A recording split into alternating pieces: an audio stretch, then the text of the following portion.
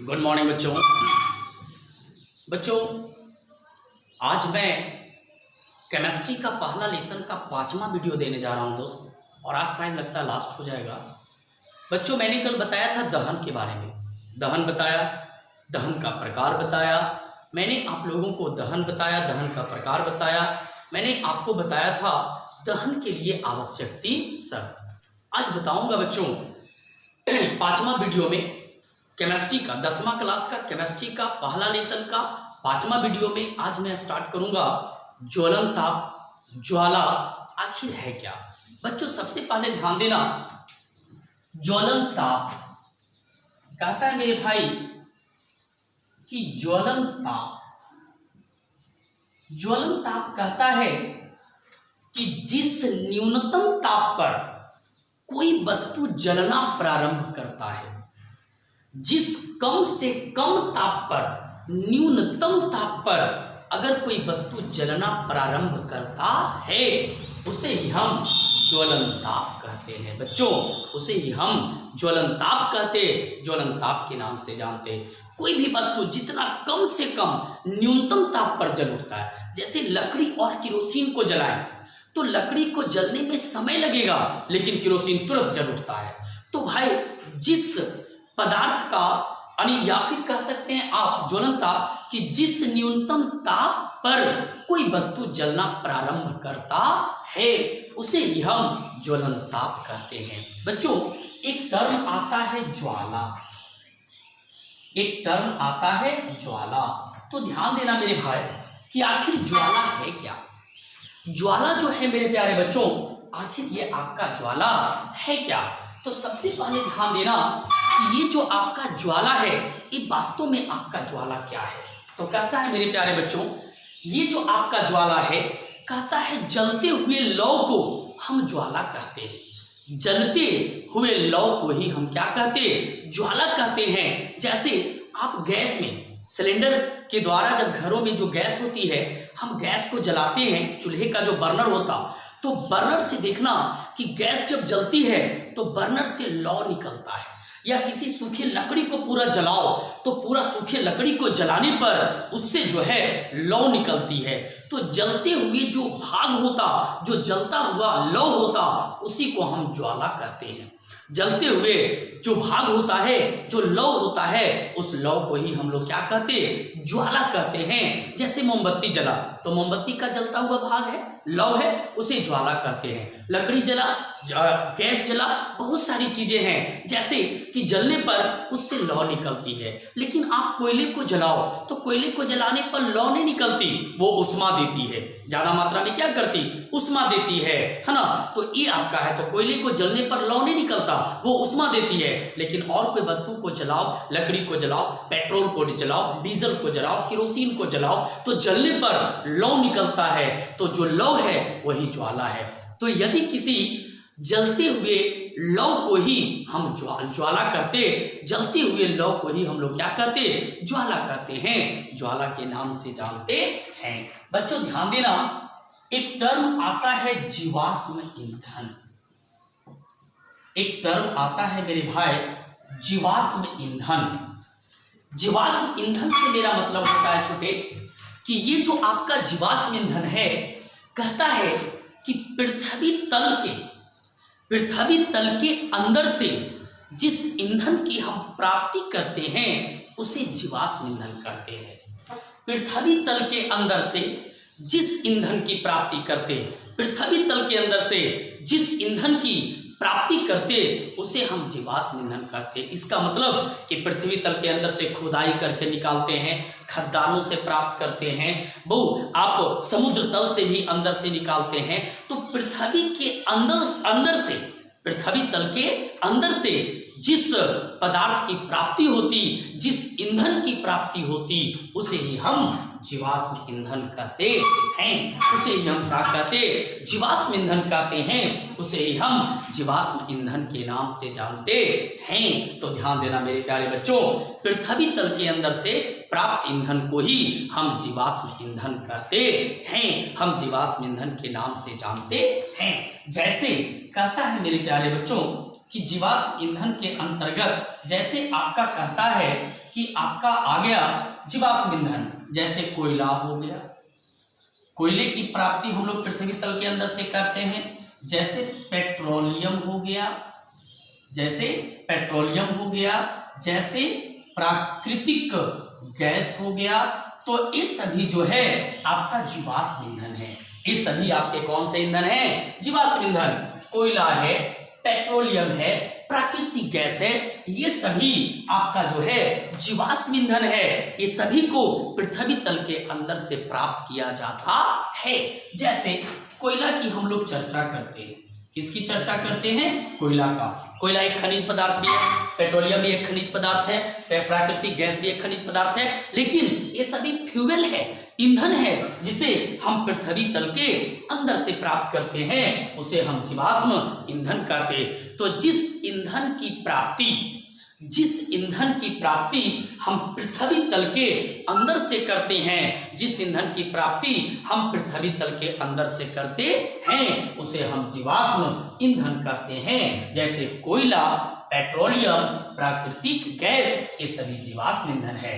कहता है कोयला, सर आखिर कोयले की प्राप्ति कैसे होती है? तो सुनो मेरे बच्चों, जब बड़े बड़े जंगल या बड़े बड़े पेड़ पौधे किसी प्राकृतिक आपदा के कारण, प्राकृतिक आपदा से मेरा मतलब होता तूफान आना, भूचाल आना, भूकंप आना, पृथ्वी का फट जाना, ज्वालामुखी का फटना, वो ये सभी प्राकृतिक आपदा है। तो कहता है कि जब किसी प्राकृतिक आपदा के कारण बड़े बड़े जंगल, बड़े बड़े पेड़ पौधे, बड़ी बड़ी आपकी जो है जंगल सभी पृथ्वी के अंदर दब जाते हैं, और दबने के उपरांत 100 वर्षों के बाद, 50 वर्षों के बाद उसके ऊपर धीरे धीरे धीरे धीरे धीरे धीरे एक मिट्टी का परत जम जाता है, एक मिट्टी का परत जम जाता है, और वायुमंडलीय ऑक्सीजन से उसका जो है संपर्क हट जाता है, और हटने से ही पृथ्वी के अंदर काफी तापमान के कारण, ऊपरी काफी दबाव के कारण 500 वर्षों के बाद, हजारों वर्षों के बाद वो इसका परिणत जो है कोयले में हो जाता है, और खुदाई करने के बाद खुदाई कर हम इस कोयले की प्राप्ति करते हैं। वो जैसे आपका रानीगंज हो गया, फुसरो हो गया, बोकारो जिला का फुसरो हो गया, ये सभी जो है ये सब आपका कोयले की खदान है, कोयले निकाली जाती है। तो याद रखें मेरे प्यारे बच्चों, इसी को हम कहते हैं कोयला। तो कोयला भी एक जीवाश्म ईंधन है, जिसकी प्राप्ति कैसे होता मैंने बताया। बच्चों ध्यान देना, जब कोयले को हम जलाएंगे, जब कोयले को हम क्या करेंगे? जलाएंगे, और जब कोयले को जलाने पर कोयले का पूर्ण दहन नहीं होता है, कोयले अच्छी तरह से नहीं जल पाती है, कोयले का पूर्ण दहन नहीं हो पाता है। तो जब कोयले का पूर्ण दहन नहीं हो पाता है, जब कोयला अच्छी तरह से नहीं जल पाता है, तब जाकर ये जो कोयला है, ये कोयला जब अच्छी तरह से नहीं जल पाता, तब उससे जो प्राप्त करते हैं कोयला, वो आपका कोक होता है। कौन होता है? कोक होता है। कौन होता है? कोक होता। तो कहता है मेरे प्यारे बच्चों, यही आपका कोक। क्या कहता है कोक? तो कोयले के जले हुए भाग को ही हम कोक कहते हैं, कि जब कोयले को जलाने पर कोयले का पूर्ण दहन नहीं हो पाता, अच्छी तरह से नहीं जल पाता, और उसे जब हम प्राप्त करते हैं, और उसके बाद जो हम प्राप्त करते हैं कोयला, उसे कोक कहते। तो डायरेक्ट कह सकते हैं कि कोयले के जले हुए भाग को हम कोक कहते हैं। ये कोक कोयले से भी अच्छा किस्म का ईंधन है। कोक को जलने पर यह विशेष मात्रा में धुआं उत्पन्न होता नहीं है, इसमें विशेष प्रकार का धुआं उत्पन्न नहीं होता, और इसमें कम ईंधन खर्च होता, और उसमें देने की क्षमता क्या होती? अधिक होती है। बच्चों आइए पेट्रोलियम, बाबू ध्यान देना। अब कहता है पेट्रोलियम, कहता है मेरे प्यारे बच्चों कि पेट्रोलियम एक कच्चा ईंधन है, कच्चा तेल है। ये जो आपका पेट्रोलियम है, यह एक कच्चा तेल है, यह एक कच्चा ऑयल है। आप जानते हैं कि पेट्रोलियम, सबसे पहले ध्यान देना कि पेट्रोलियम का निर्माण कैसे होता है। पेट्रोलियम को ही हम लोग कहते हैं हाइड्रोकार्बन, पेट्रोलियम को ही हम लोग कहते हैं हाइड्रोकार्बन। ध्यान देना, ये पेट्रोलियम एक कच्चा ऑयल है। ये पेट्रोलियम जल से हल्का होता है, ये पेट्रोलियम जल से क्या होता, हल्का होता है। ये पेट्रोलियम जो है आपका जल से हल्का होता। ये जो आपका पेट्रोलियम है ये पेट्रोलियम जल से हल्का होता है। ये पेट्रोलियम जल में विलय होता है। ये पेट्रोलियम जल में विलय नहीं होता है। पेट्रोलियम जल में विलय नहीं होता है। यह पेट्रोलियम जल में घुलता नहीं है। ये पेट्रोलियम जल में विलय होता नहीं है। इसी को हम पेट्रोलियम कहते हैं। इसी को हम पेट्रोलियम के नाम से जानते हैं। तो ध्यान देना मेरे प्यारे बच्चों कि आखिर ये पेट्रोलियम है क्या। तो कहता है मेरे प्यारे बच्चों कि पेट्रोलियम का निर्माण कहता है जब समुद्र तल पर या बड़े बड़े नदियों में जब कोई जलीय जीव की मृत्यु हो जाती है। पेट्रोलियम का निर्माण कैसे होता है, ध्यान देना। जब बड़े बड़े सागरों में, समुद्रों में, बड़े बड़े नदियों में जब किसी जलीय जीव की मृत्यु हो जाती है, जब किसी जलीय जीव की मृत्यु हो जाती है तो मृत्यु के उपरांत होता क्या है बच्चों कि जैसी मृत्यु होता तो यह धीरे धीरे धीरे धीरे धीरे धीरे समुद्र तल के पेंदे में बैठ जाता है। यह धीरे धीरे समुद्र तल के पेंदे में जाकर क्या होता, बैठ जाता है। और समुद्र तल के पेंदे में बैठने पर इसके ऊपर 50 वर्षों में, 100 वर्षों में धीरे धीरे बालू या मिट्टी का एक परत चढ़ जाता है, जिससे जल में जो ऑक्सीजन होता उस ऑक्सीजन से उस वस्तु का संपर्क हट जाता और पृथ्वी के अंदर काफी तापमान और दबाव के कारण हजारों वर्षों के बाद, 500 वर्षों के बाद, 200-400 वर्षों के बाद उसमें वह जो है आपका वो जो जीव था, जलीय जीव, वो परिणत हो जाता है हाइड्रोकार्बन में, हाइड्रोकार्बन में परिवर्तित हो जाता। वो हाइड्रोकार्बन में परिवर्तित हो जाता है और वो जो हाइड्रोकार्बन होता है वही पेट्रोलियम होता है। और हाइड्रोकार्बन जल से हल्का होता। कोई भी तेल को देखिएगा कि जल में डालिएगा तो जल से वो क्या होता, ऊपर रह जाता। वो जल से क्या होता, ऊपर ही तल पर आपका रहता, जल में घुलता नहीं है, जल में विलय होता नहीं है। तो वो जो कार्बोहाइड्रेट है, सॉरी हाइड्रोकार्बन जो है, जो पेट्रोलियम होता, हाइड्रोकार्बन जो क्या पेट्रोलियम होता, ये जल से हल्का होने के कारण ये सच्छिद्र चट्टानों के द्वारा ऊपर आने लगता है।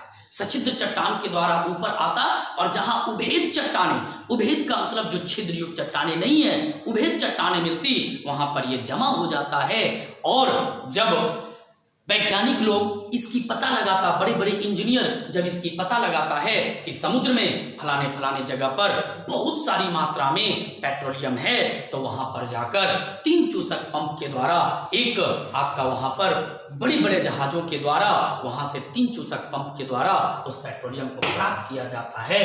यही आपका पेट्रोलियम है। ये पेट्रोलियम जिसे आप जानते हैं छोटा हाइड्रोकार्बन कहते हैं। ये पेट्रोलियम जिसे हाइड्रोकार्बन कहते हैं, ये हाइड्रोकार्बन या पेट्रोलियम कच्चा तेल होता जो जल से हल्का होता और जल में अविलय होता। जल से हल्का का मतलब ये जल के अंदर नहीं रह सकता। कोई भी तेल जल पर अगर डालो तो देखना ऊपर छलाया हुआ रहता है, आपका जल में घुलता या मिलता नहीं है। यही कहता है पेट्रोलियम। यही आपका क्या कहता, पेट्रोलियम कहता। यही आपका पेट्रोलियम के नाम से जाना जाता है।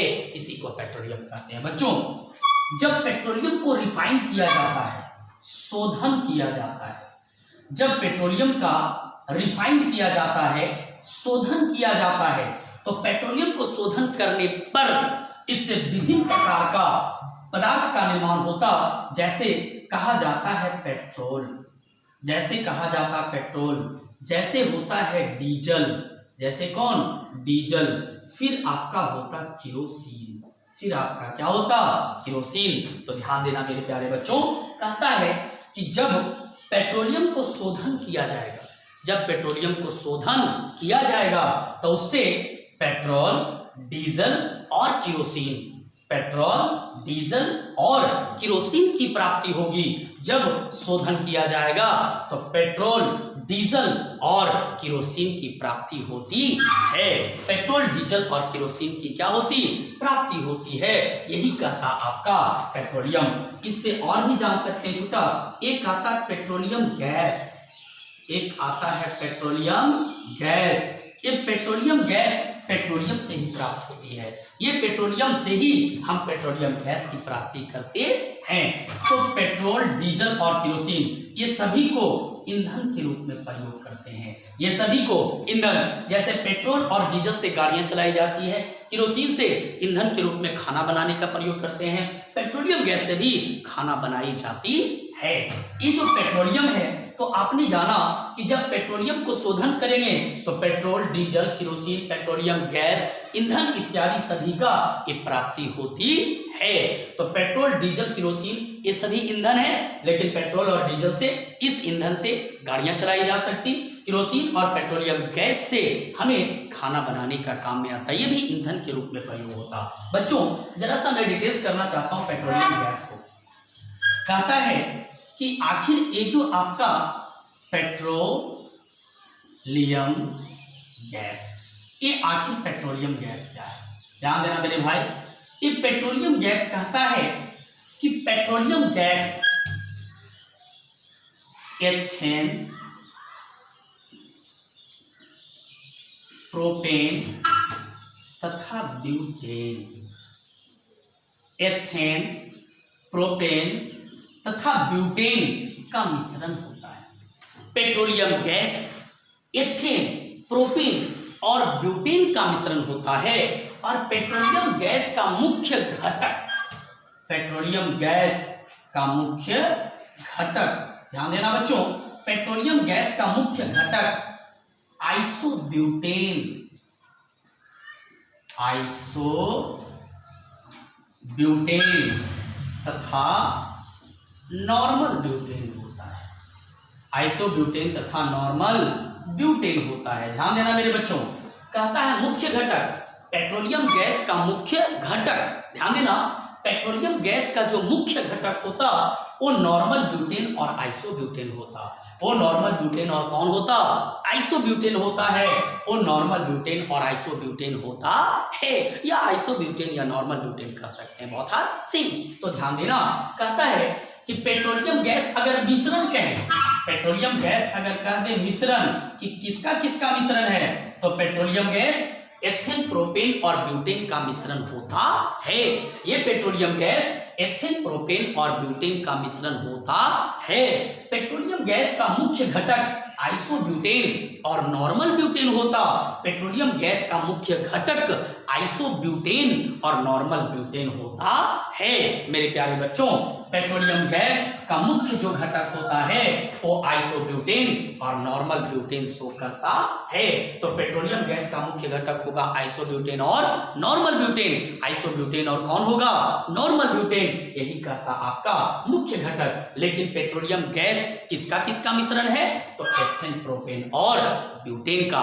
ध्यान देना, ये पेट्रोलियम गैस जो है ये घरों के गैस सिलेंडरों में, जिसे कहते हैं एलपीजी, कहता है liquefied petroleum gas, liquefied petroleum gas, इसी को कहते हैं द्रवित पेट्रोलियम गैस। घरों की जो गैस सिलेंडर होता उसमें एलपीजी होता है, लिक्विफाइड पेट्रोलियम गैस। आप ध्यान देना कि अगर टेम्परेचर कम कर दिया किसी भी गैस को, किसी भी गैस का टेम्परेचर कम और प्रेशर हाई कर दो, हाई प्रेशर और लो टेम्परेचर, एकदम टेम्परेचर कम और प्रेशर जो है उसका अगर उच्च कर दो, मतलब हाई प्रेशर और लो टेम्परेचर, या बोलिए लो टेम्परेचर या हाई प्रेशर, किसी को भी आगे पीछे बोल सकते हो।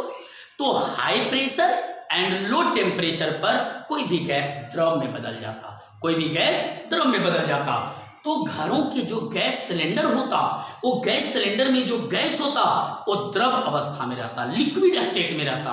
क्यों? कभी कभी आप उसको हिलकोर कर देखना, हिलाकर देखना, वो झकझक पानी की तरह करेगा। यही नहीं, कभी अचानक उसकी मुंडी को क्या करना कि दबा देना, अगर दबाओगे तो पड़ाक दबाकर पानी निकलेगा, और जैसे ही हाथ पर आएगा चाहे कहीं भी अंग पर पड़ा तो फिर कुछ देर के बाद क्या होगा? गैस में बदल जाता है, क्योंकि रूम टेम्परेचर पर आ जाता है, रूम टेम्परेचर और प्रेशर पर आ जाता है तो गैस में बदल गया। लेकिन जब तक उस सिलेंडर में है तो उसका टेम्परेचर लो है, और उसका प्रेशर हाई है, जिसके कारण कोई भी गैस द्रव अवस्था में रहता है। इसलिए घरों के जो गैस सिलेंडर है उसमें एलपीजी होता है, लिक्विफाइड पेट्रोलियम गैस, जिसका मुख्य घटक आइसोब्यूटेन और नॉर्मल ब्यूटेन। उसमें प्रमुखता से ब्यूटेन रहता है, उसमें अधिकतम मात्रा में प्रमुखता से ब्यूटेन ही रहता है, वो आइसोब्यूटेन और कौन, नॉर्मल ब्यूटेन रहता है, आइसोब्यूटेन और नॉर्मल ब्यूटेन। तो घरों का जो गैस सिलेंडर है उसमें जो गैस होता है वो आइसोब्यूटेन और कौन, नॉर्मल ब्यूटेन। जो एलपीजी के रूप में रहता है, लिक्विफाइड पेट्रोलियम गैस, द्रवित पेट्रोलियम गैस के रूप में रहता है। बच्चों, आज केमिस्ट्री का क्लास जो 5वां है ये आपका खत्म हुआ। आपका बच्चों फिर स्टार्ट करेंगे फिजिक्स का, आपका बायोलॉजी का स्टार्ट करेंगे सेकेंड लेसन। बायोलॉजी कल से मैं बताऊंगा छुटा। आज के लिए केमिस्ट्री का पहला लेसन खत्म हुआ। धन्यवाद बच्चों, बाय।